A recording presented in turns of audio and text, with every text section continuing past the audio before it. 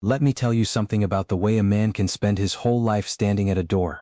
Not hiding behind it, not waiting to escape through it, just standing at it, faithfully, quietly, in all weathers, in all seasons, through the long years that pile up so gently you don't notice their weight until one morning you catch your reflection in a window and wonder how that old man got into the glass. I heard this story from my cousin Nana, who lived 2 houses down from the Mensah estate on the Abokobi road. She told it to me the way our grandmother used to tell things. Slowly, sitting on the veranda in the late afternoon, letting the story find its own pace the way a river finds the sea. She said, "You want to understand what happened the morning those 40 cars came? Then you have to understand the man who caused it. And to understand that man you have to know what he did every single day for 38 years. So I will start there, at the gate, at 5 o'clock in the morning, when the world was still dark and the red dust road was quiet and cool and the dew on the mango leaves caught what little light the moon still offered. That is where Ezekiel Ofori began his day." If this story is already warming your heart, please hit the like button and subscribe to Village Heart. And drop a comment below telling me where in the world you're watching from. I love knowing our little village reaches so far. He was 71 years old, though he looked both older and younger than that depending on when you caught him. When he was tired, leaning against the gatehouse wall in the heat of midday, he looked ancient. A man carved from old wood, worn smooth by the passing of hands. But in the early morning, opening the great iron gates of the Mensah estate with that slow, deliberate turn of the key, he looked like a man entirely at peace with the universe. And peace, as anyone who has ever truly found it will tell you, makes you look ageless. The Mensah estate sat at the end of a long red road. Past the row of frangipani trees that lined the approach like silent attendants. Past the old Pentecostal church where Brother Asare rang the bell each Sunday. Past the cluster of small zinc-roofed shops that sold kerosene and tinned milk and the sweet ginger biscuits that Ezekiel himself was fond of. The estate walls were high, pale concrete, the color of old bone, and they ran for a good 300 meters along the roadside. Iron spikes along the top, bougainvillea tumbling over in great pink cascades that softened the severity of those spikes and made the whole thing look from a distance like a fort trying to pretend it was a garden. At the center of the front wall the main gate, black iron, old and heavy, with the Mensah family crest worked into the metal, a rising sun above 2 clasped hands. Emmanuel Mensah, Victor's father, had commissioned those gates from the blacksmith in town the year the business turned its first real profit. He had wept when they were installed. Ezekiel remembered that. Remembered standing beside Emmanuel as the gates swung open for the first time, and the old man, not yet 50 then, wiping his eyes with a handkerchief and saying, "Ezekiel, you know what those gates mean? They mean my children will never eat only once a day. They mean what my father never had." Ezekiel had said, "Then God is good, Emmanuel." And Emmanuel had said, "God is good, and my friends are better." That was the nature of what existed between those two men. Emmanuel Mensah, who built a construction empire from borrowed faith and one good contract, and Ezekiel Ofori, who held the gate for 38 years not because he had no other options but because he had chosen this, had chosen presence, had chosen to remain in the life he understood rather than the life the world might have expected of him. But we are getting ahead of ourselves. Stories, like the roads that lead to old estates, must be walked at the right pace. Every morning Ezekiel rose at 4:30, not because anyone demanded it, not because his contract required it, simply because 38 years of habit had made 4:30 the hour when his body decided the night was done. He would rise in the small gatehouse room, one room really, though he had furnished it with such careful attention over the decades that it felt complete rather than sparse. A narrow cot with a proper mattress that he had bought himself 12 years ago when his back began its complaints, a small table with 2 chairs, which he always kept polished, though visitors were rare, a shelf above the window that held 3 things. A framed photograph of his late wife Abina, a small Bible whose spine had long since surrendered, and a clay pot containing the dried flowers from Abina's funeral, which he had kept not out of grief but out of gratitude. "A man should know what beauty looks like even when it is past," he used to say. He would dress carefully, always in his uniform, the dark green shirt and trousers that Emmanuel had supplied and that Victor's housekeeper still provided once a year, though Victor himself had never once mentioned it. He would lace his boots. He would fold back the thin curtain and check the sky. Then he would make tea. This was a ritual of considerable importance. Ezekiel's tea was not the hurried thing most people dash together before heading into their day. It was brewed in a small enamel pot, white with a blue rim, the same pot he had brought with him when he first arrived at this gate at the age of 33. Over a small propane burner, he would add the tea leaves first, then the water brought precisely to the right temperature, then a piece of fresh ginger that he kept in a cloth bag, then a scrape of the dried orange peel that he stored in an old tobacco tin. He would wait, would not rush it, and then he would pour it into his single white cup and stand in his doorway, holding the warmth of it in both hands, and watch the dark begin to soften. This was his prayer, I think, not in words, in attention. By 5 o'clock he was at the gates. He would unlock them with the key that lived on a ring with 3 others. The key to the gatehouse, the key to the small equipment shed, and a 4th key whose lock had long since rusted and disappeared but which Ezekiel kept because Emmanuel had given it to him personally on his first day of work, saying, "This is the key to my trust, Ezekiel, guard it." He had never thrown it away. The gates would open slow and heavy, making that low iron groan that the whole neighborhood had grown so accustomed to that several residents had told Nana they used it as their alarm. When I hear Ezekiel's gate, I know it is time to start my day. That was how woven he was into the rhythm of the road. He would sweep the approach, first the front step of the gatehouse, then the narrow concrete apron inside the gate, then the public side of the wall, the strip of ground between the estate and the road that was technically nobody's responsibility and therefore was clearly his. He swept it every morning, had done so for 38 years. The neighbors sometimes left small offerings in wordless gratitude. A few mangoes placed on the gatehouse step, a wrapped piece of kenki, once a whole roasted plantain still warm, its blackened skin split open and fragrant. He always ate what was left. Waste, to Ezekiel, was a kind of small cruelty toward the world. Then the dogs. There were 3 of them, strays that had materialized at his gate years ago and simply never left. He had named them without ceremony, 1, 2 and 3, which his daughter Adwoa found hilarious and entirely consistent with her father's character. "Baba, you couldn't call them something beautiful? They are dogs," he said. "They don't care about beautiful, they care about being fed." He fed them every morning from a metal bowl he kept beside the gatehouse door. Whatever he could spare, sometimes proper dog food from the market, sometimes rice, sometimes the remnants of his own evening meal. 1 was large and golden brown with a torn ear. 2 was small and nervous, always watching the road. 3 was the oldest, gray around the muzzle now, who spent most of his time sleeping in a strip of morning sunlight and only roused himself to eat and occasionally to wag his tail at Ezekiel. He loved those dogs with a quietness that he would never have named as love. But it was, Roni. The neighbors along the Abokobi road knew Ezekiel the way you know a tree that has stood in your yard your entire life. You don't particularly think about it day to day, it is simply there, part of the landscape, part of the light and shadow of your mornings. And it is only when it is gone that you realize how much of what you called normal was in fact built around its presence. Mrs. Ado Mensah, who lived 3 houses up and was no relation to the estate Mensahs, walked past the gate each morning on her way to the market. They had a 12-year tradition. She would slow, he would look up from his sweeping and she would say, "Ezekiel, how is the day finding you?" And he would say, "Slowly, Mrs. Addo, slowly and with good manners." Then she would laugh and continue on her way. That was all.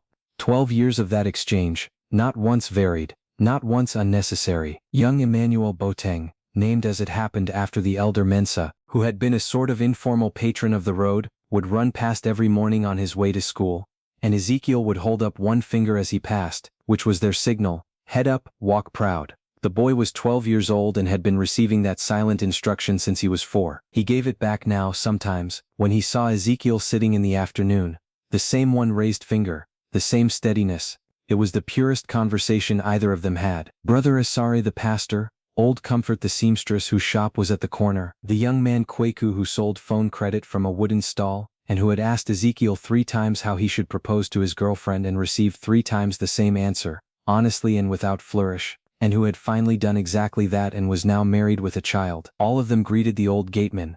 All of them were in some small way shaped by him. This is what I want you to understand. Ezekiel Ofori was not a quiet man in the way that empty vessels are quiet. He was quiet in the way that deep water is quiet, full beneath the surface, carrying things you cannot see from the bank.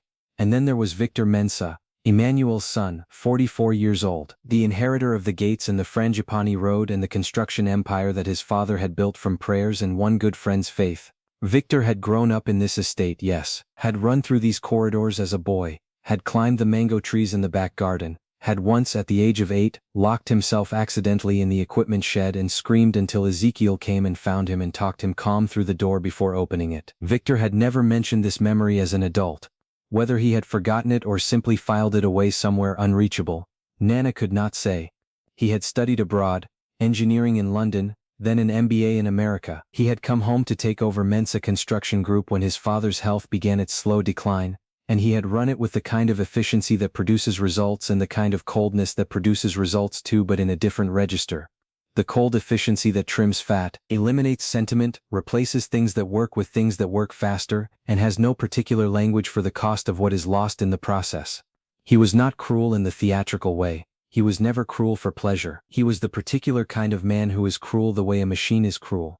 Without intention, without malice, simply by running his gears according to their design and letting whatever gets caught in them take care of itself. His father Emmanuel in his last years had watched this quality in his son with something between pride and sorrow. Pride in the efficiency, sorrow in the coldness. He had spoken to Ezekiel about it once, sitting in the shade of the mango tree where he now preferred to take his afternoon rest. "My boy knows how to build things," Emmanuel had said, "but I don't know if he knows what buildings are for."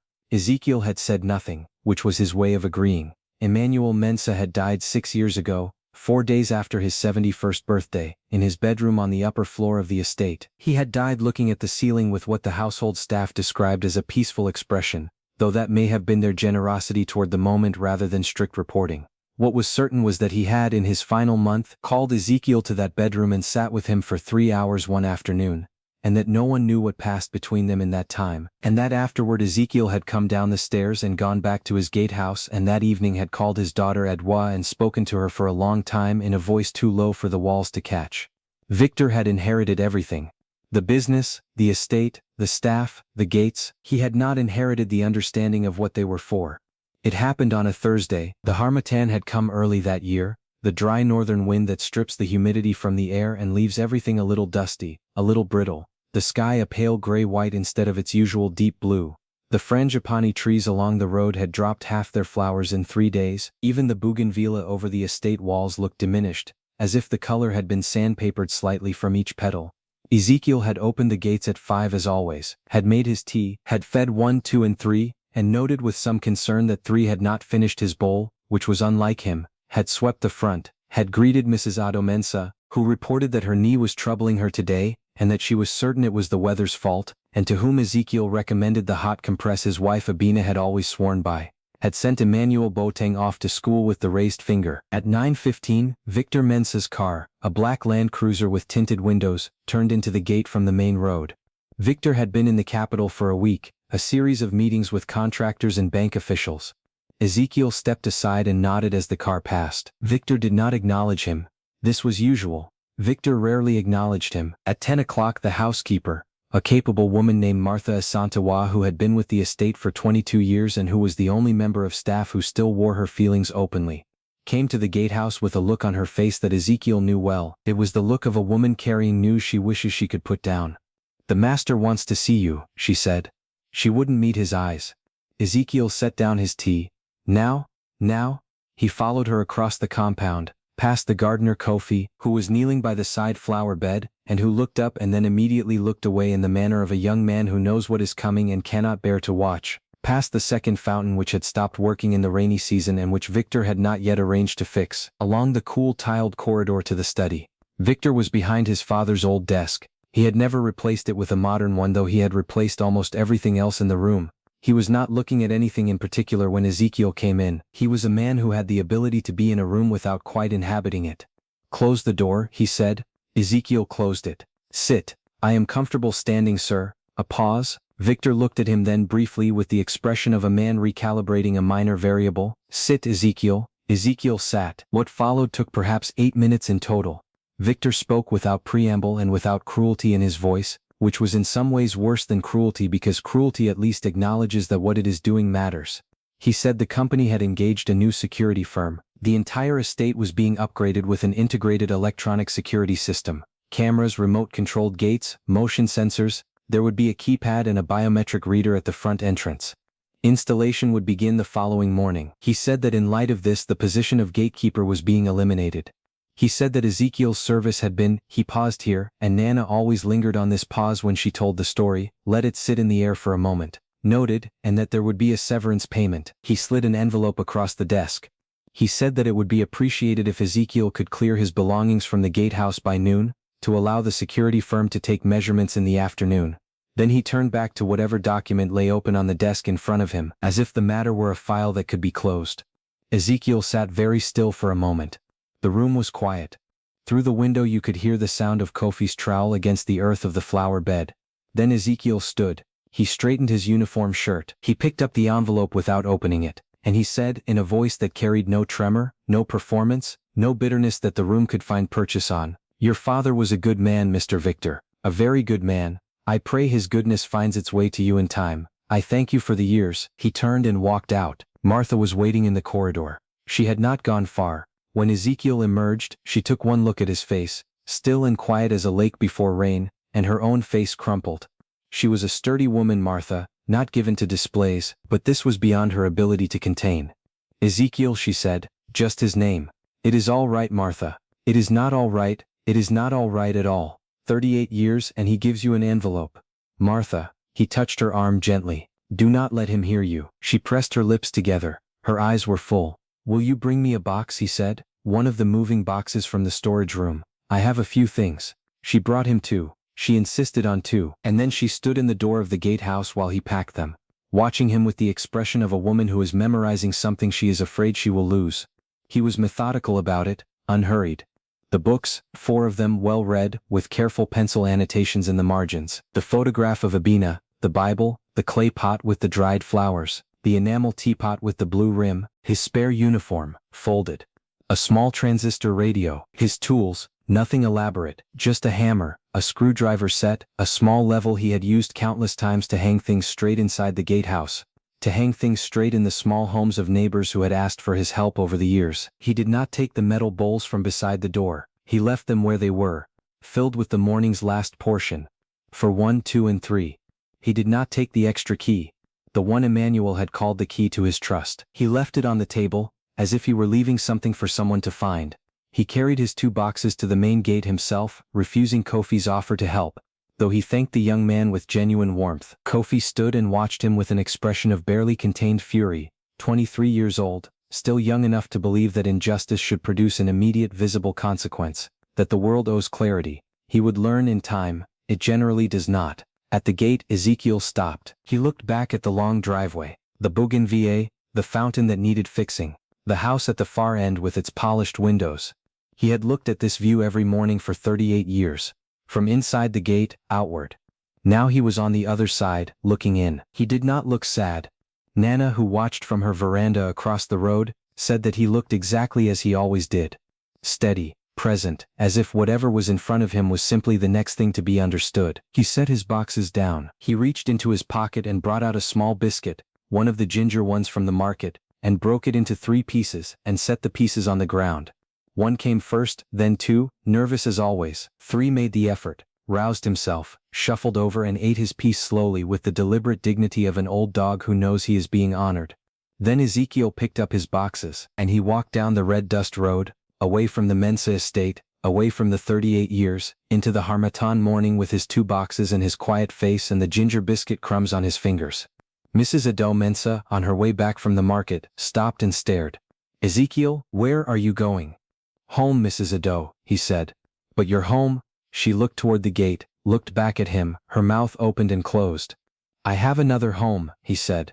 And he smiled at her, a real smile, the kind that holds something warm at its center. "God willing, I will see you tomorrow." She stood in the road and watched him walk away, her market bag hanging from her hand, the red dust settling around his footsteps. That evening Ezekiel sat in his rented room in the old part of town, 2 streets behind the church, a quiet place he had kept for years as a kind of second address, somewhere for his daughter Adwoa to stay when she visited. It was a modest room. It smelled of wood and something faintly sweet, like old pepper, like history. He made tea on his small burner, the enamel pot with the blue rim finding its place on the new surface as if it had always been there, which it had, in every version of his life that mattered. He sat down. He looked at the photograph of Abina for a long time. Then he picked up his phone and called Adwoa. She answered on the second ring. She was always waiting for his calls, this daughter of his.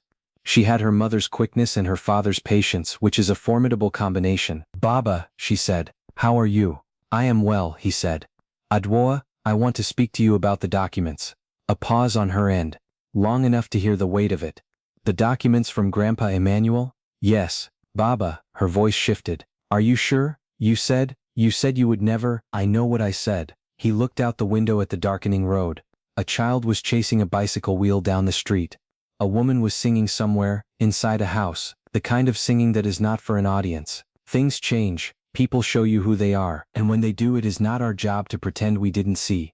Another pause. Then, what happened? He told her, calmly, with the same unhurried pace with which he had opened gates and made tea and fed dogs for 38 years. He told her about the envelope on the desk and the security firm and the biometric reader, and it would be appreciated if you could clear your belongings by noon. When he was done, the line was quiet for a moment.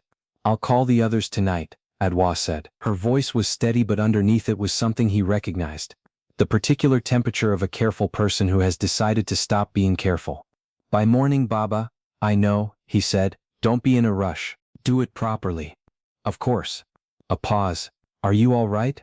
He looked at the photograph of Abina, at the clay pot with its dried flowers, at the teapot, the Bible, the 4 books with their careful margins. I am perfectly all right, he said, and he meant it entirely. After he hung up, he sat for a long time in the quiet of his room. He was not angry, he did not feel the thing that the young call righteous indignation, that hot, electric sensation, useful and exhausting. He felt something slower and older than that. He felt the settling of something that had been waiting for its moment. He had given the Mensah estate 38 years of fidelity. He had given Emmanuel Mensah something even older than that.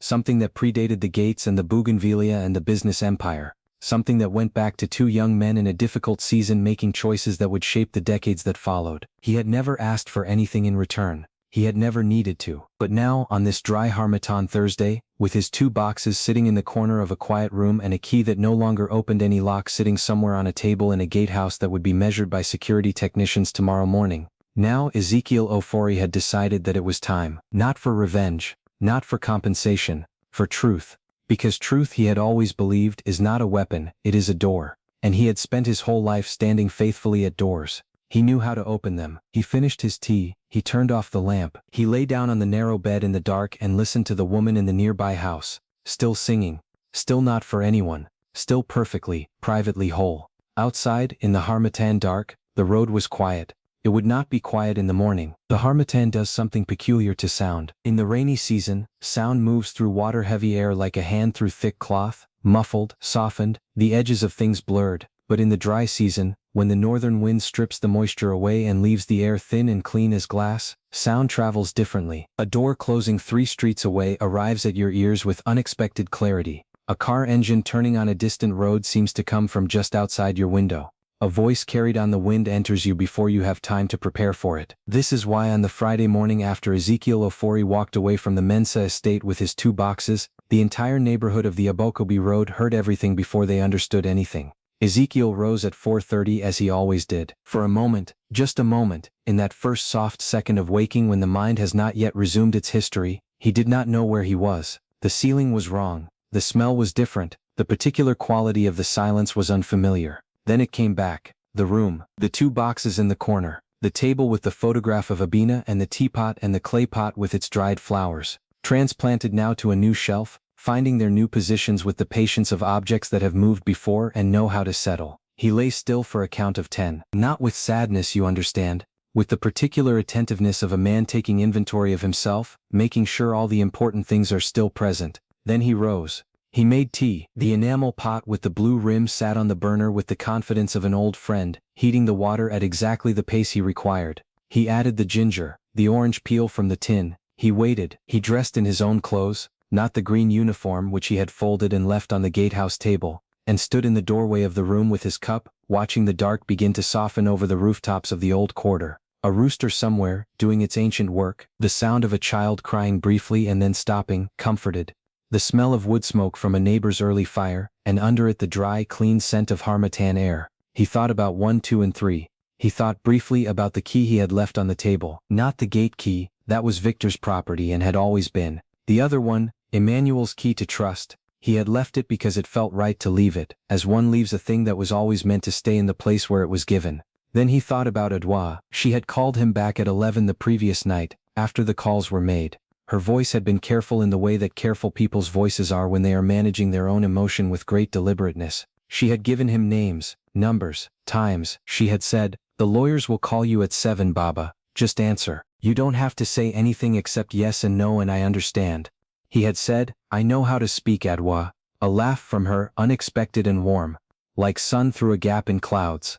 I know you do. I want this to go right. It will go right, he had said. Your grandfather Emmanuel was a careful man. He did not leave loose threads.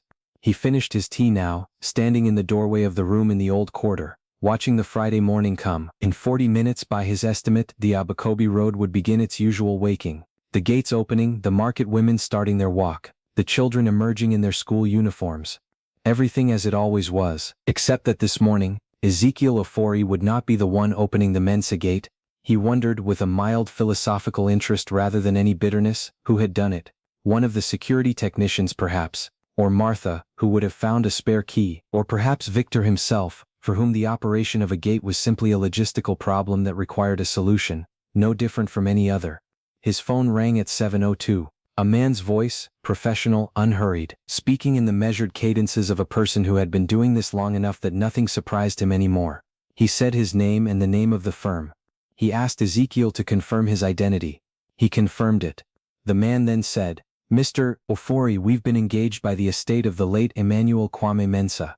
There are several matters we need to discuss this morning, and we want to ensure you are represented properly. We have arranged for a colleague of ours to accompany you today. Would 9 o'clock at your current address suit you? Ezekiel said that 9 o'clock would suit him very well. When he hung up, he looked at the photograph of Abina for a long moment.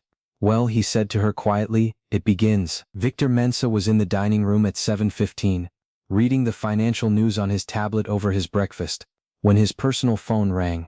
He did not recognize the number. He almost let it go to voicemail. He was particular about his mornings, preferred not to begin them with the noise of other people's urgencies. But something made him answer, perhaps a flicker of instinct, the kind that lives below the level of thought. Mr. Mensah, a woman's voice, efficient, impersonal. My name is Miss Oduro. I am a partner at Asamoah Boteng Chambers. We have been engaged in connection with the estate of your late father Emmanuel Mensah. I'm calling to advise you that certain instruments held in trust on behalf of a third party have been activated. You will be receiving formal documentation this morning. I would recommend you contact your own counsel before 10 o'clock. Victor sat up slightly. I'm sorry, what instruments? My father's estate was settled 5 years ago. Not entirely, Mr. Mensah. Not the component we are presently concerned with. A pause.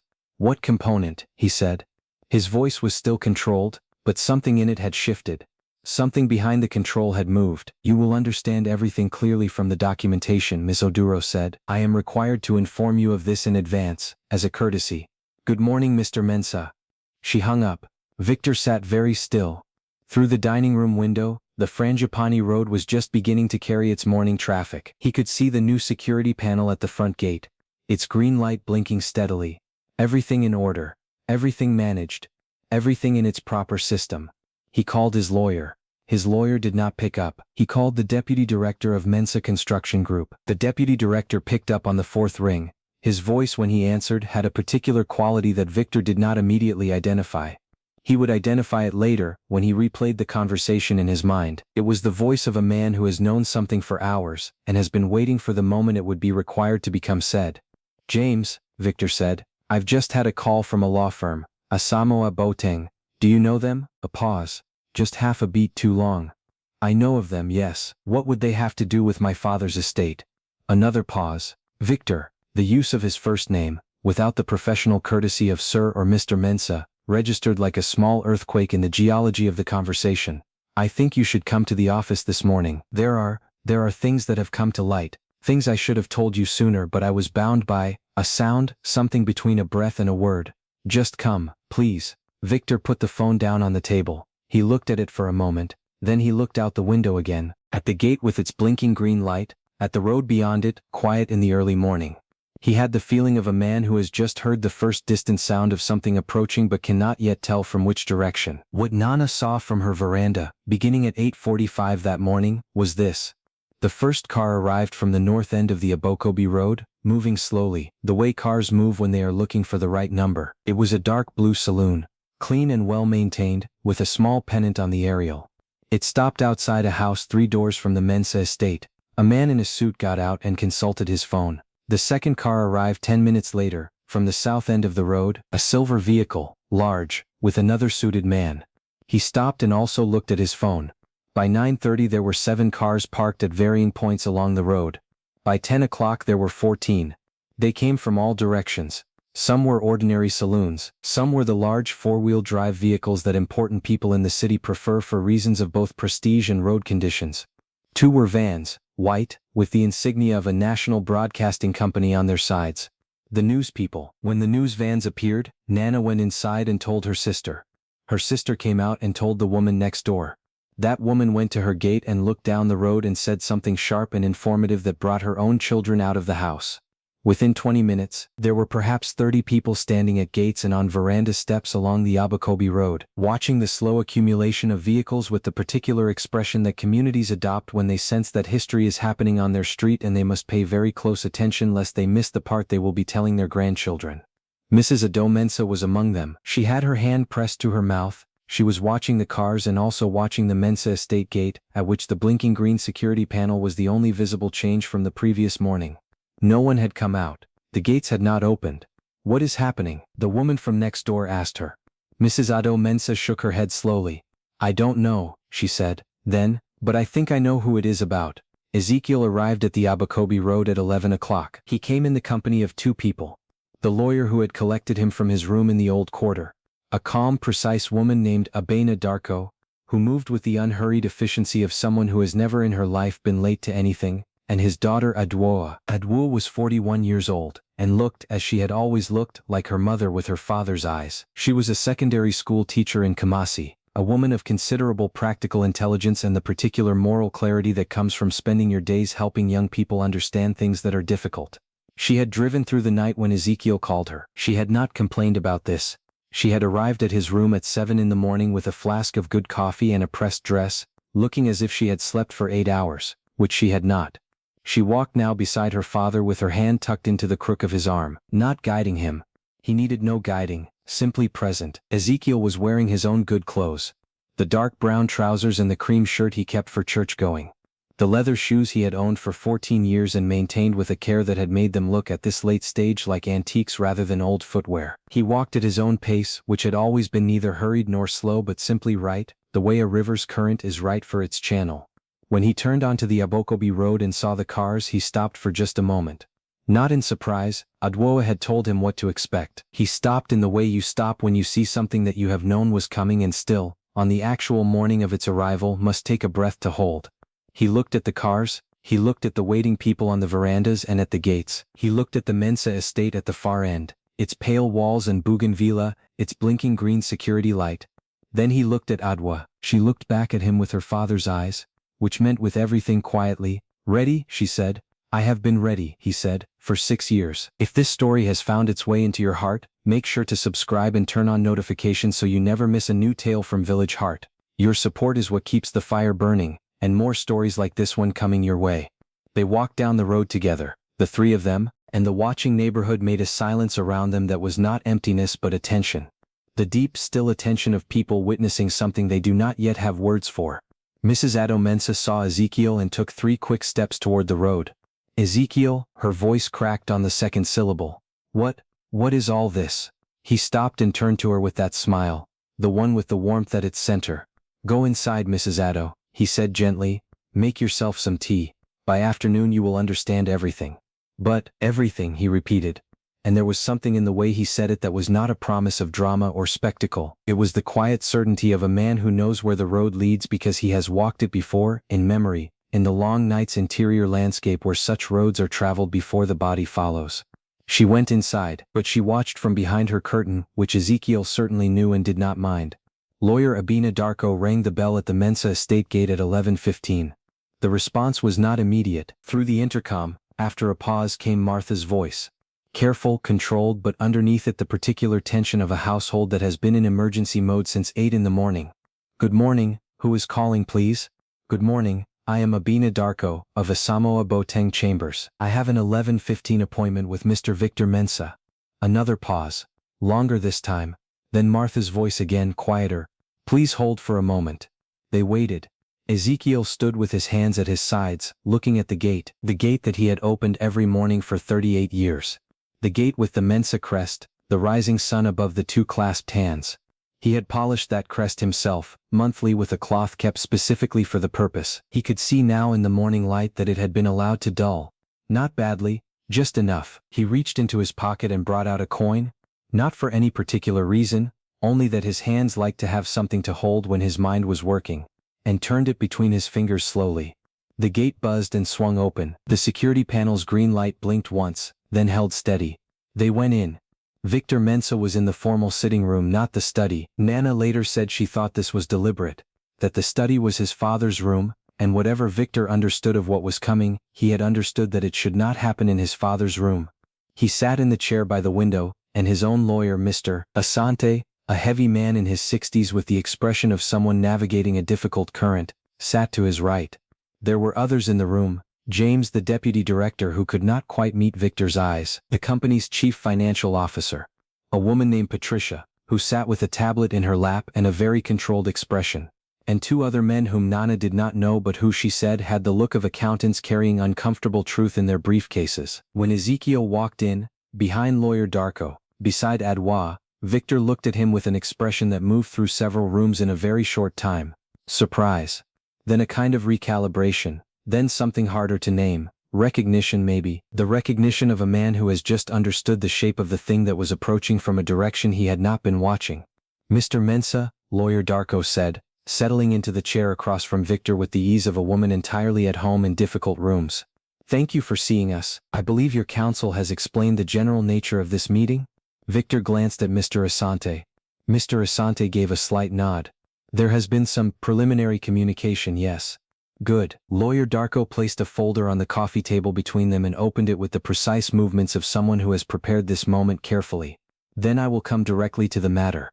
She looked at Victor. Mr. Mensah, when your father Emmanuel established Mensah Construction Group 39 years ago, he did so with the support of a private partner whose contribution to the founding of the company was kept out of the public record at the partner's own request. That partner was not an investor in the conventional sense.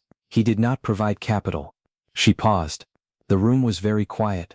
He provided the land. Victor made a sound, not quite a word. A sound that suggested something in his chest had moved unexpectedly. The original site of Mensah Construction Group's first storage yard and workshop. Lawyer Darko continued. The land on which the first major contract was executed, and the land whose title was used as collateral to secure the company's inaugural bank loan. That land was not Emmanuel Mensah's. The silence in the room was now the particular kind that follows something that cannot be taken back. It belonged to Ezekiel Ofori. She looked at Ezekiel briefly. He sat with his hands folded on his knee and his face composed, as a man's face is composed when he is watching something he has long known arrive at last, and then back at Victor. Your father signed it over to the company with Mr. Ofori's full knowledge and full consent, in exchange for a trust agreement drawn up by the firm that was at that time our predecessor. That agreement stipulated that Mr. Ofori would receive an ongoing stake in the company in recognition of his contribution, to be held in trust until such time as he or his designated heirs chose to activate it. Victor was looking at Ezekiel now, not at the lawyer, at Ezekiel, with an expression that was entirely unreadable because it was trying to accommodate too many things at once.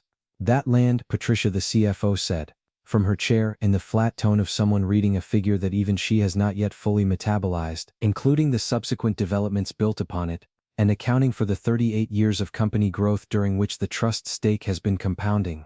She looked at her tablet. Represents a current interest in Mensah Construction Group of approximately 31%. The silence that followed this number was the deepest silence Nana had ever heard described to her. She said that when Ezekiel's daughter Adwa told her about it afterward, weeks later over tea on this same veranda where the story was first shared with me, Adwa had said, "You know the kind of silence when everyone in a room is breathing but nobody seems to be? That was the silence." James, the deputy director, looked at the floor. Patricia looked at her tablet. Mr. Asante looked at the wall. Victor Mensah looked at Ezekiel, and Ezekiel looked back at Victor, with the same quiet face he had brought to every morning for 38 years. The face of a man who knows the weight of what he carries and has never used it carelessly. Outside, on the Abokobi road, the 40 cars had multiplied. Not 40 precisely. Nana counted 37, but she also said there may have been a few she missed when she went inside briefly for her own cup of tea.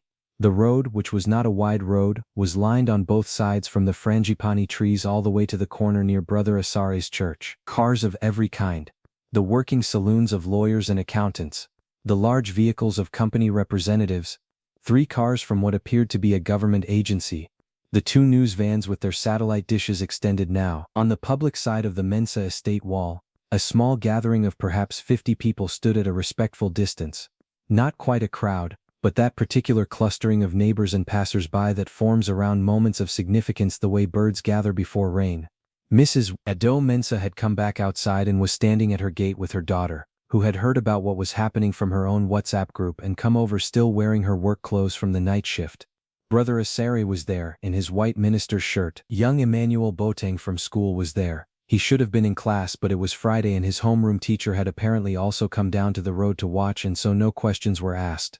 The news people had their cameras pointed at the gate, and through it all, the bougainvillea tumbled over the estate wall in its pink cascades, unhurried, decorative, knowing nothing of thresholds or accumulated consequence or 38 years of a man standing faithfully at a door. Kweku from the phone credit stall had abandoned his stall entirely and was standing near the front of the watching group.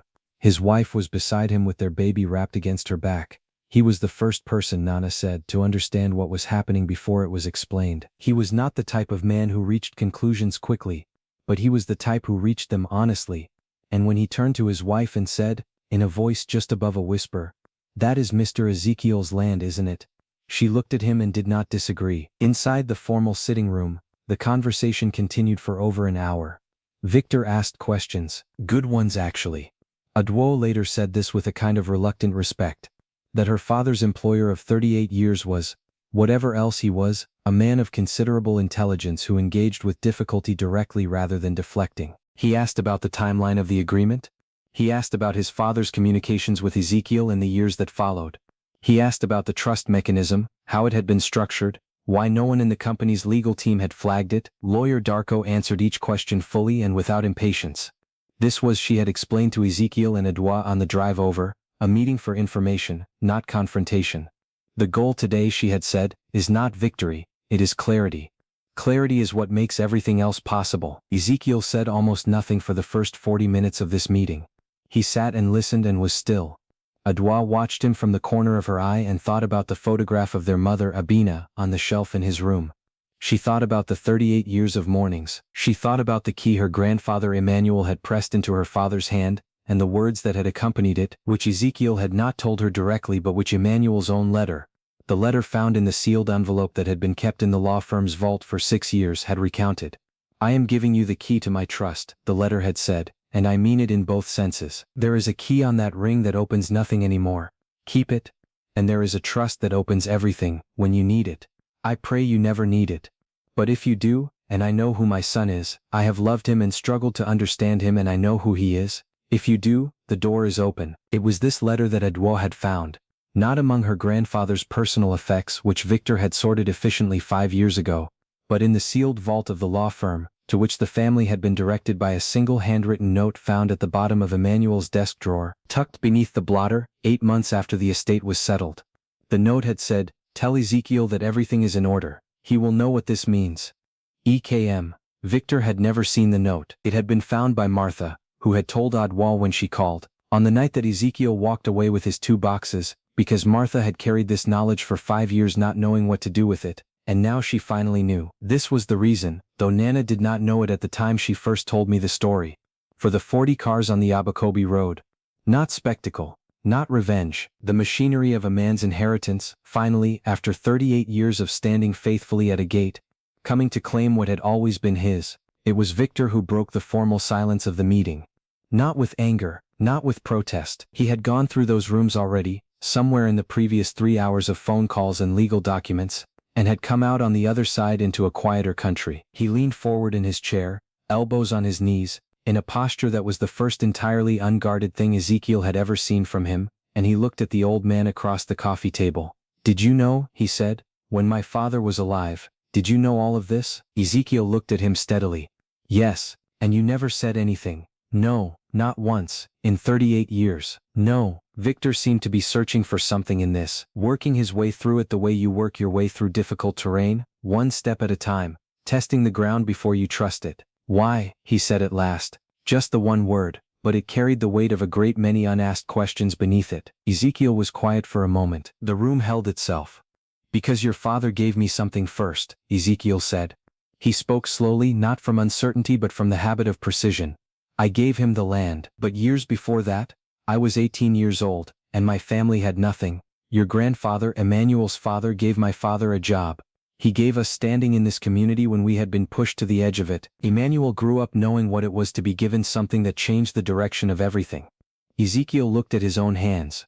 When he found the land and needed it, I gave it. Not because I expected a return, because I knew what it meant to give at the right moment, because Emmanuel was my brother, even if the world had no paperwork for that. He raised his eyes. The trust was Emmanuel's idea. I agreed to it because he would not build on my gift without returning something. That was who he was, but I never intended to use it. I stood at his gate because it was where I was needed, and because a man with that kind of friendship owes the friendship his presence, not his claims. A silence? Then why now? Victor said. His voice for the first time that morning was something other than controlled. There was something underneath it. Not quite distress, not quite grief. Something that had not yet decided what it was. Ezekiel looked at him for a long moment before answering. Because you put an envelope on a table, he said, and turned back to your documents. And when a man does that to 38 years of faithfulness, does that to Emmanuel Mensah's name, it is no longer only about me. It is about what kind of house stands on this land. And I owed it to your father to make sure the house remembered what it was built on. The room was absolutely still. Victor Mensah sat with this. Sat with it the way a man sits with something that is simultaneously the worst and most necessary thing he has heard in his life. And outside, on the Abokobi road, the harmattan wind moved through the frangipani trees and carried everything, as it always does in the dry season, very clearly, very far. There is a thing that happens in a room when the truth has finally been spoken, not the moment right after. That moment belongs to shock, to recalibration, to the scrambling of people trying to understand what the ground beneath them has become. I mean the moment that comes after that.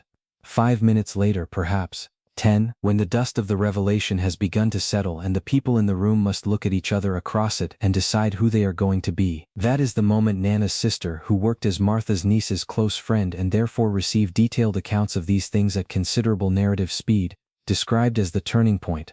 Not the announcement of the 31%, not even Ezekiel's answer about the envelope on the table, but the silence that came after it, and what Victor Mensah chose to do inside that silence. Because a man's character is not what he does when things are going well. Any man can be gracious in the sun. Character is what happens in the difficult room, when the truth is sitting across from you and you must decide whether to fight it or to face it.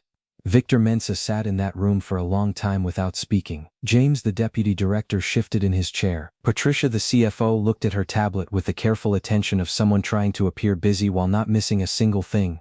Mr. Asante, Victor's lawyer, had placed his pen very precisely parallel to the edge of his notepad, as men do when they need the comfort of order in a disordered moment. Awa sat quietly beside her father.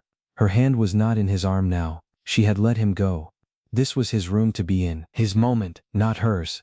And Victor sat with his elbows on his knees and his hands clasped and his eyes on the middle distance, working through something that no one else in the room could see but that everyone could feel, the way you feel a change in the pressure of air before weather. Then he said, "My father knew you would never use it. That was why he gave it to you." It was not a question. It was a man reading a thing he had only just been given the key to decode. Ezekiel said, "Yes, he trusted you with his greatest asset because he knew it was safe with you. He knew you would not move against him." Victor looked up then, at Ezekiel directly. He also knew, he must have known, that if the day ever came when someone moved against you without cause, without dignity, he stopped, looked away. Something in the set of his jaw shifted. He set it up so that the house itself would correct the error. Emmanuel was a careful man, Ezekiel said. He planned for many futures. He planned for me, Victor said quietly. He planned for who I might become. The room held that statement with great care, the way you hold something fragile. Victor stood. He crossed to the window and looked out at the Frangipani road, at the cars lining both sides, at the gathered neighbors, at the news vans with their satellite dishes, at the 37 vehicles that represented the legal, financial and reputational machinery of what had been set in motion by a single envelope placed across a desk. He stood there for a long time. When he turned back, something had shifted in his face. Not broken. Victor Mensah was not the type of man whose face breaks, but reorganized. The way a room looks different after the furniture has been moved to its right positions. "What would you like to do?" he said to Ezekiel. With the stake, Lawyer Darko began to open her folder, but Ezekiel raised one hand slightly and she paused. "I would like to ask you a question first," Ezekiel said. Victor looked at him, waited. "Your father's first storage yard," Ezekiel said. "The one on the original land. Do you know what stood there before?" Victor frowned, very slightly. "A house, a family's house, I believe. My father bought it." "He did not buy it," Ezekiel said without heat, simply with precision. "It was my family's house. 3 generations. My grandfather built the first room with his own hands from sand and stone and the timber from a tree he felled himself. My father added the second room when my mother was expecting me. I grew up in that house." A pause.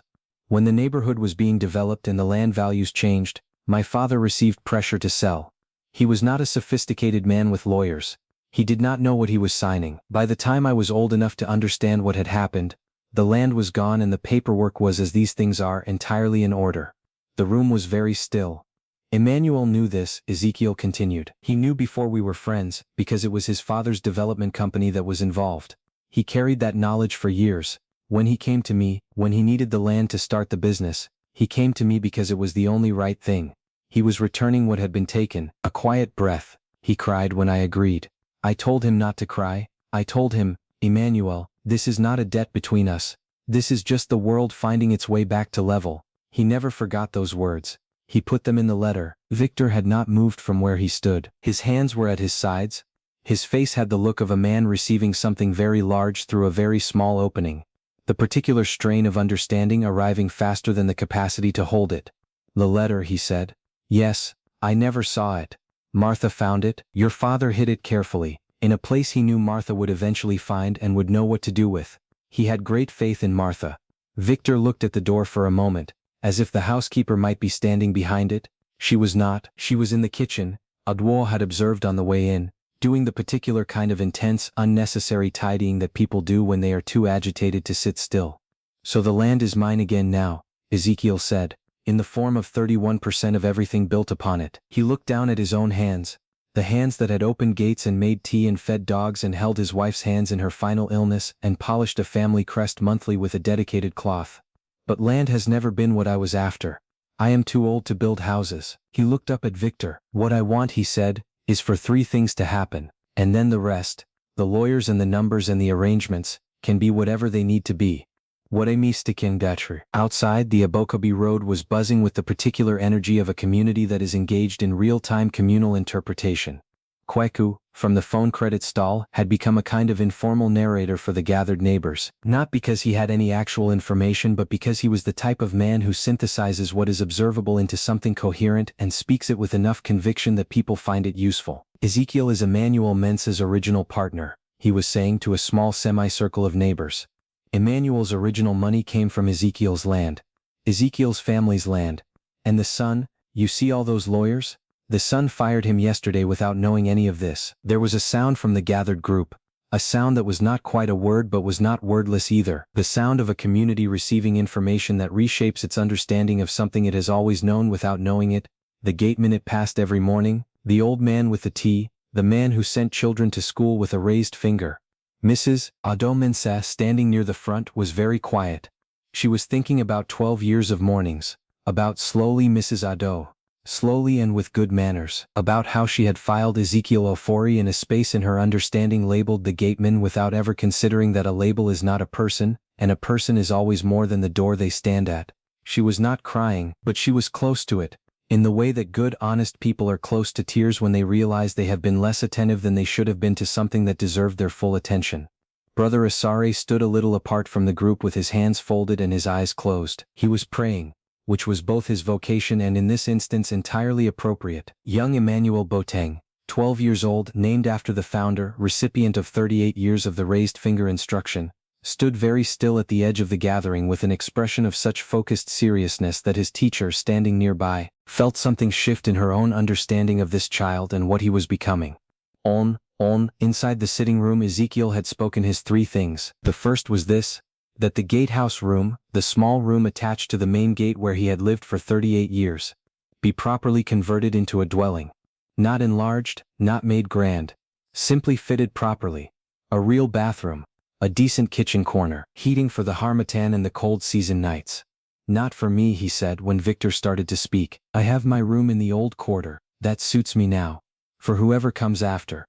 Staff who give long service should not sleep in rooms that leak. Victor nodded. He nodded with the completeness of a man making a note that is also a vow.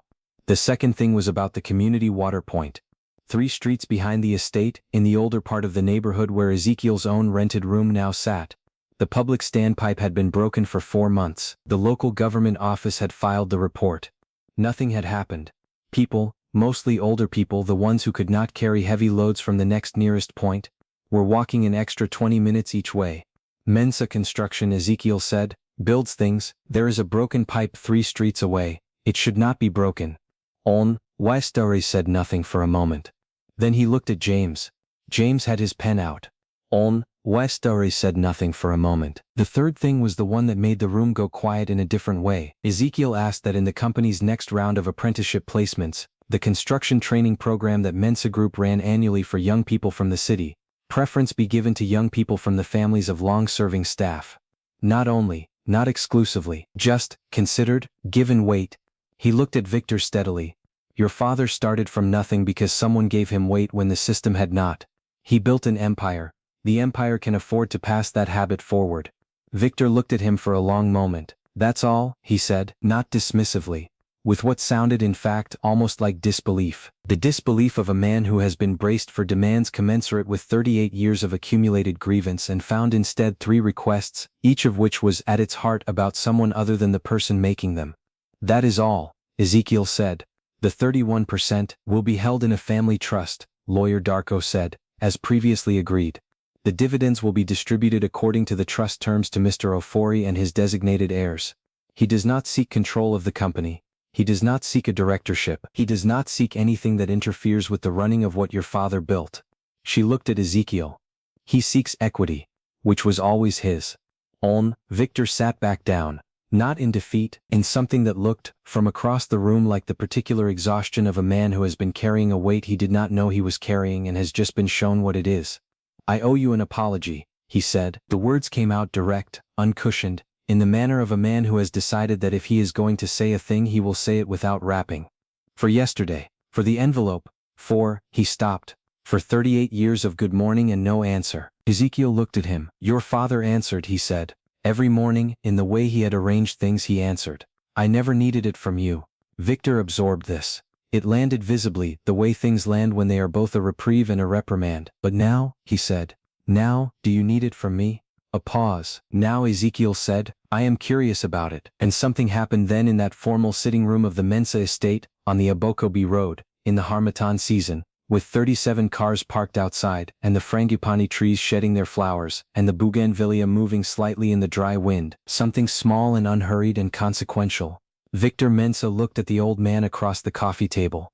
The old man who had opened his father's gate every morning for 38 years, who had polished the family crest, who had given the land that the empire stood on, who had kept faith with a friendship that the world had no paperwork for, who had walked away from an envelope with more dignity than the envelope deserved. And he said, Then I would like to start this morning, if you will allow me. The meeting lasted another 40 minutes. During which Lawyer Darko and Mr. Asante and Patricia and James dealt with the considerable volume of paperwork and procedural arrangements that the activation of a 38-year trust requires. Ezekiel and Adwoa sat through this with patience. Adwoa held her father's hand partway through, not because he needed steadying but because she needed the anchor of him. It was near 1 o'clock in the afternoon, when they emerged from the main door of the estate house and walked back along the driveway toward the front gate. Martha was at the driveway's edge, near the old mango tree. She was not doing anything, she was just standing there, as if she had needed to be near the outside once the inside became too much. When she saw Ezekiel, she pressed both hands flat against her heart and held them there. It was the gesture of someone who has no available language and must communicate directly body to body in the oldest possible dialect. Ezekiel stopped. He looked at her. He shook his head once, gently, which meant, do not trouble yourself. Then he nodded once, which meant, thank you for the letter.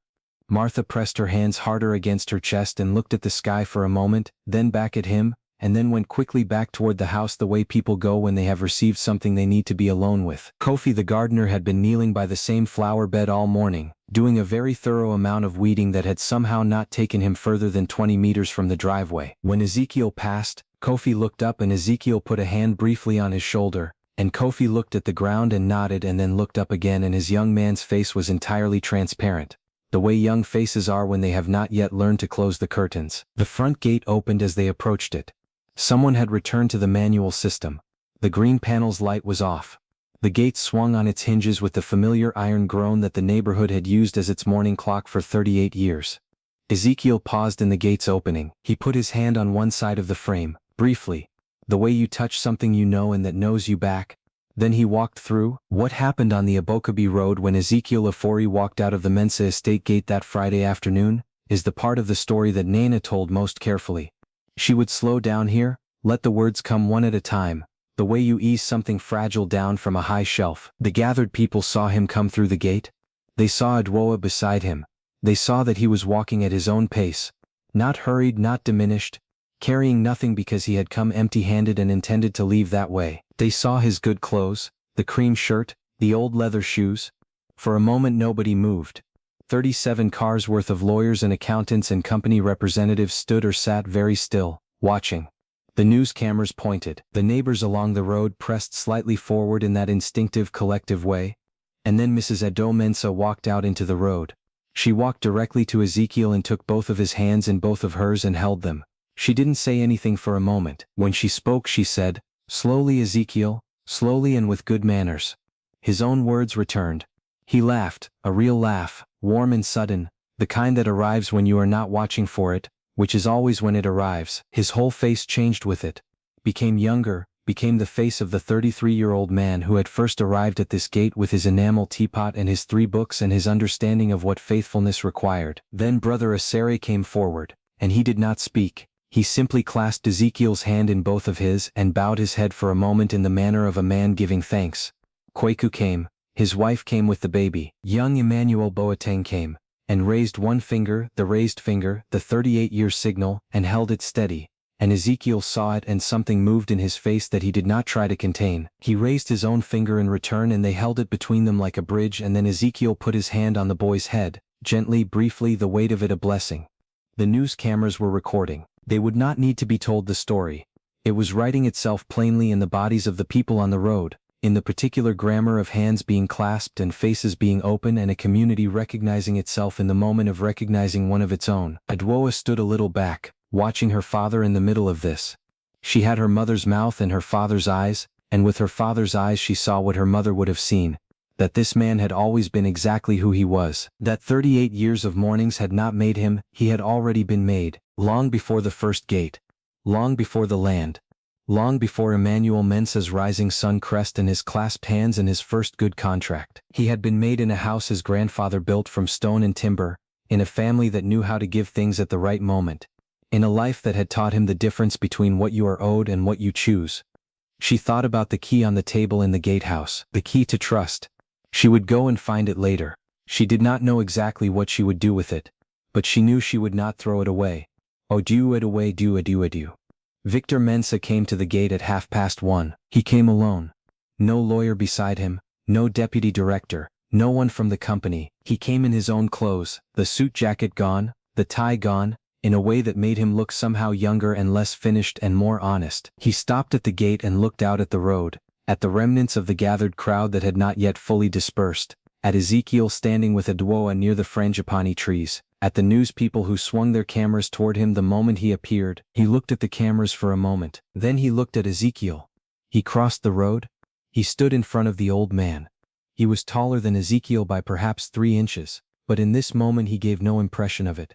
He had the posture of a man who was not trying to occupy space, which was new. In Nana's account, and in Adwoa's later account to Nana, and in Nana's account to me, this detail was emphasized, that Victor Mensah stood in front of Ezekiel Ofori on the Abokobi road, without trying to occupy space. It was the first time any of them could recall that he had ever done this. He said, "The pipe will be repaired before the week is out. I am calling the site manager this afternoon." Ezekiel nodded. "The gatehouse conversion, I would like to discuss the design with you if you are willing. I want to make sure it is done as you intended." Ezekiel nodded again. "The apprenticeship program." Victor paused here. "I looked at the numbers on the way out. We have 60 placements in the next round. I would like to offer 20 of them. Not 15, not 10, 20. specifically to young people from long-serving staff families, and I would like to extend that policy permanently, not as a one-time gesture. A sound from the remaining neighbors nearby. Not loud. A collective quiet exhale, the sound of people deciding something is real. Ezekiel looked at Victor for a long moment. Your father would be satisfied, he said. Victor's face moved. Just slightly. The movement of a person receiving something they have been, without knowing it, hungry for. I would also like. He stopped, cleared his throat, began again. I would like, if you are willing, to have a conversation. Not with the lawyers present, not about the trust or the stake or the documents. Just, another pause. He looked at the frangipani trees rather than at Ezekiel, the way people look away from the thing that matters when the thing that matters is almost too much to look at directly. My father spoke about you. When I was young, he used to say that you were the most consistent person he had ever known, that you showed up the same way on your worst day as on your best, and that this was the rarest quality in a human being. He looked back at Ezekiel. I never understood what he meant until yesterday, until the envelope. Silence. I would like to understand more of what he meant, Victor said. If you would be willing to talk. Ezekiel considered him the way he considered all things, with patience, without hurry, looking for what was actually there rather than what he expected to find. I am not a young man, he said at last. I have limited tolerance for long conversations without tea. From somewhere in the small remaining crowd, someone laughed. Adwa laughed. Even Victor after a moment laughed. The surprised, unpolished laugh of a man who has not laughed in that way for longer than he realized. I will make tea, Victor said. You will make it badly, Ezekiel said. Martha will make it. Come. Ma no ni fia zinaida they, the old man and the inheritor. The Mensah estate receiving them both. Mona watched from her veranda as the gate swung shut behind them. The iron groan of it, familiar, old, carrying its 38 years of mornings in its voice. The bougainvillea trembled in a passing gust of harmattan wind and sent a small fall of pink petals down onto the road. The news cameras lingered for a moment on the closed gate, and then their operators began the work of breaking down, the technical labor of ending. The crowd dispersed gradually, in the way that crowds disperse when the significant thing has happened and the only work remaining is the private work of integration, of taking what you have witnessed and carrying it back into your own life and deciding what it means. Mrs. Mensah walked home slowly. At her gate she paused and looked back at the Mensah estate wall one more time. Then she went inside and made herself a cup of tea and sat in her kitchen and thought about the mornings, about slowly and with good manners, and felt in a place below thought something settle. Not the resolution of a problem exactly, the settling of something that had been slightly crooked in her understanding of the world and that was now quietly true. Kweku went back to his phone credit stall. He arranged the airtime cards in their rack with more care than usual. When his first customer came, he gave the man correct change and a brief, genuine greeting, which was not always the case on busy afternoons. He thought about Ezekiel for the rest of the day at intervals. Not because he was dwelling on it, but because some things once witnessed become part of how you move through the world. He thought, a man who gives without counting and holds without grasping and waits without withering. He thought, I would like to be a little more like that. Young Emmanuel Boateng walked home to his lunch and ate it without talking much, which his mother noticed and did not question because she recognized the quietness of a child who is thinking rather than the quietness of a child who is troubled. After lunch he went to his room and sat for a while, then he took out his school notebook and wrote something in it, not for an assignment but for himself, and when his mother asked him at dinner what he had written he thought about it and said, something I want to remember.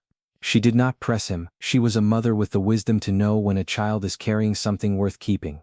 Brother Asare went home and wrote his Sunday sermon, which took him less time than usual and came out better than most. It was about roots, about the things buildings stand on that you cannot see from the outside, about the difference between what is visible and what is structural, about a man named Ezekiel, and about gates, and about what faithfulness looks like when it is not performing for anyone. He did not name his source directly. He didn't need to. The congregation knew. In the months that followed, 3 things happened exactly as Ezekiel had asked, and several others happened that he had not asked for but that were perhaps the natural consequence of a house that had remembered what it was built on. The water pipe was repaired within 4 days. Not 3 streets away, but the entire quarter's water system was assessed and 3 failing points identified and fixed, on Mensah Construction Group's cost and time, by a crew who arrived early on Monday morning and did not leave until everything ran properly. The residents of the old quarter, who had learned not to expect this kind of attention, watched it happen with a mixture of gratitude and the careful weariness of people who have been disappointed before. But it held. The pipes held. The gatehouse room was converted over 6 weeks. Ezekiel came twice to discuss the design, once with Victor and once with the foreman Victor assigned to the job, an older man who had worked with Mensah Group since Emmanuel's time and who treated the small project with the same seriousness he would have brought to a major contract. The result was modest and complete. A proper bathroom with hot water. A kitchen corner with real countertops. Double-glazed windows, a small veranda which had not been specified but which the foreman added because he said any decent dwelling needed somewhere to stand at the end of the day. The new security officer, a young man named Bright who had come through the company's apprenticeship program, moved into the gatehouse room on the 1st of the following month. On his first morning he found, on the kitchen counter, a small enamel pot with a blue rim. It was not Ezekiel's. Ezekiel's was in the old quarter where it belonged. It was a new one purchased and left there by Martha, who knew that certain things need to continue. The apprenticeship program expanded. 20 of the 60 places went to long-serving staff families in the first round. In the second round the number was 22. By the third year the program had grown to 100 places, and a formal partnership had been established with 3 local schools, one of which was the secondary school in Kumasi where Adwa taught. She did not negotiate this herself, she did not need to. Victor had called her directly, and they had spoken for an hour and she had said yes because the program was right and because her father would have wanted it and because some inheritances are not financial. On the first anniversary of the morning the 40 cars came to the Abokobi road, Ezekiel Ofori sat on the small veranda of his room in the old quarter and watched the evening settle over the rooftops. Idawai was visiting. She sat beside him in the second chair, the chair he kept polished and ready, the chair that had waited through the years for exactly this use. She had brought food, rice and kontomire stew and a piece of fish, cooked the way her mother had taught her, the way her father had described it on 100 telephone calls over the years when the distance between Kumasi and the city was a real thing, and food was the bridge they built across it. They ate together in the quiet of the evening. A child ran past on the road below with some kind of toy, shouting happily. A neighbor's radio played something gentle and rhythmic from inside a shuttered window. The air smelled of dust and evening cooking and the faint sweet note of the frangipani that someone on this street had planted years ago at the edge of their garden. Victor called me last week, Adwa said after a while. I know, Ezekiel said. He told me he was going to. She looked at him. He wants to restore the original family site. Your grandfather's house site. Put a proper marker on it, a public acknowledgement. Ezekiel looked at his hands, then at the evening sky. What did you tell him? He asked. I told him I would ask you. He was quiet for a moment. The child with the toy reappeared at the far end of the road, moving in the other direction now, still shouting, still happy, unaware of being part of any story. Tell him yes, Ezekiel said. And tell him, nothing grand. Something simple, something that a child could read and understand without explanation. Adwo nodded. They sat in the quiet for a while longer. Do you think about it? She said. The gate? He considered this honestly, the way he considered all things. I think about your mother, he said. I think about Emmanuel. I think about 3. I hope whoever is at that gatehouse now is feeding him. He is an old dog and he deserves consistency. She laughed softly. I think about the key, he said. The 4th key, the one with no lock. The one Adwa had found on the gatehouse table and brought to him, as he had known she would. It lived now on the shelf between the photograph and the Bible, beside the clay pot with the dried flowers. It had not moved. Do you regret, she asked, giving the land, staying so long, any of it? He thought about this for a long time. Long enough that the evening deepened by a shade, that the first lamp came on in a window across the way, that the child with the toy disappeared finally around a distant corner. I regret nothing, he said. A man who gives at the right moment, in the right way, without counting. That man sleeps easily. That was your grandfather Ofori's teaching. His father's before him. And I will tell you something. He looked at Adwa. Victor Mensah is not a bad man. He is a man who was not taught the right things at the right time. His father tried. But children do not always receive what their parents send. Sometimes they have to learn it the hard way, in a room with a lawyer and a folder and an old man sitting across a coffee table, asking for nothing more than a water pipe and a gatehouse window. Adwa looked at her father. He is learning, Ezekiel said. I can see it. Slowly, with imperfect manners. He smiled. But learning. She took his hand. They sat until the road was dark and the lamps were all lit and the evening sounds had settled into their nighttime register. The crickets, the distant traffic, the woman in the nearby house who had been singing for as long as Ezekiel had lived there and who sang still, as she always did, for no audience, perfectly whole. This is the story Nana told me, sitting on her veranda on the Abokobi road in the late afternoon, with the harmattan long past and the rains beginning to soften the dust of everything. She told it in pieces over 2 visits. She is not a young woman and she does not hurry. She told it the way the people of this road seem to tell all their important things, unhurried, specific, with room around each detail for the listener to breathe. When she finished, she sat for a moment looking at the Mensah estate wall across the way, the bougainvillea, the pale concrete, the iron gate with its rising sun crest, polished now I noticed, polished regularly. You could see it from the road. Do you know what I think about? She said. I think about the tea. Every morning for 38 years, that man made his tea before he opened the gate. Not after, before. The gate could wait, the tea could not. She paused. He never let the world rush him into starting his day wrong. He began each morning the way he meant to spend it. And he spent 38 mornings a year, 1,640 mornings in all, exactly as he intended to spend them, with care, with attention, with the faith that a door that is opened with good faith will, eventually return that faith to whoever opened it. She turned and looked at me. The world doesn't always work that way, she said, but sometimes it does, and the times that it does, those are the stories worth keeping. She picked up her own cup of tea, took a sip, slowly, she said, and with good manners. Thank you for sitting with this story all the way to the end. If it moved you, I think you'll find a home in the other videos on your screen right now. And if you haven't subscribed yet, come join us. There's always a place by the fire at Village Heart. Until next time.